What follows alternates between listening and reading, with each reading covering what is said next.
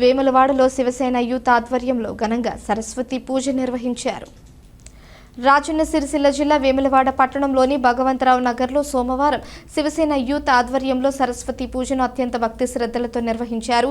విద్య, జ్ఞానం, కళల దైవంగా పూజించబడే సరస్వతి అమ్మవారిని భక్తులు విశేషంగా అలంకరించి ప్రత్యేక పూజలు జరిపారు.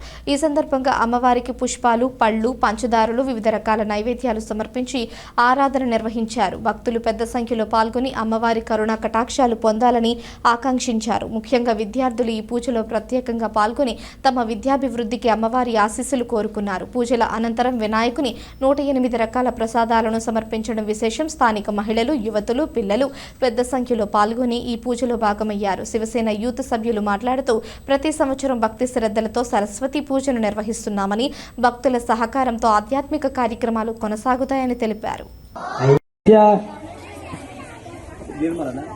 రమేష్ నామధేయస్య ధర్మది నిర్మలా నామధేయస్య శ్రీప్రియ